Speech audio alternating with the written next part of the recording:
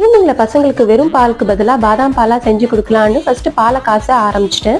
பாதாம் பவுடர் செய்யறதுக்காக 1/2 கப் பாதாமை நல்லா ட்ரை ரோஸ்ட் பண்ணி எடுத்துக்கிட்டேன். கூடவே பட்டையும் ஏலக்காவையும் சேர்த்து ட்ரை ரோஸ்ட் பண்ணி நல்லா ஆற வச்சுட்டு இவங்க எல்லாரையுமே மிக்ஸி ஜார்ல டிரான்ஸ்ஃபர் பண்ணிட்டு கொஞ்சமா குங்குமப்பூ, இது வந்து ஒரு ஆப்ஷனல் தான், அப்புறம் நல்லா கலர் கொடுக்கறதுக்காக கொஞ்சமா மஞ்சத்தூளையும் ஆட் பண்ணிட்டு நல்லா ஒரு ஃபைன் பவுடரை அரைச்சி எடுத்துக்கலாம். இந்த பாதாம் கூட வேணும்னா முந்திரி பிஸ்தா கூட ஆட் பண்ணி ட்ரை ரோஸ்ட் பண்ணி அரைச்சிக்கலாம். அதுக்கப்புறம் ஒரு 1/2 கப் வந்து பால் பவுடர் ஆட் பண்ணிக்கிறேன். ஸ்டார்டிங்ல நட்ஸ் மட்டும் நல்லா ட்ரை ரோஸ்ட் பண்ணி நல்லா ஃபைன் பவுடரை அரைச்சி வச்சு பால்ல கொதிக்க வச்சு ஃபில்டர் பண்ணி பசங்களுக்கு கொடுப்பேன். ஆனா பசங்களுக்கு அந்த அளவுக்கு பிடிக்கல, அதனால இப்படி ட்ரை பண்ண ஆரம்பிச்சேன். பசங்களுக்கும் ரொம்ப பிடிச்சிருச்சு. அவ்வளவுதான், நம்மளுடைய பாதாம் பவுடர் மிக்ஸ் ரெடி ஆயிடுச்சு.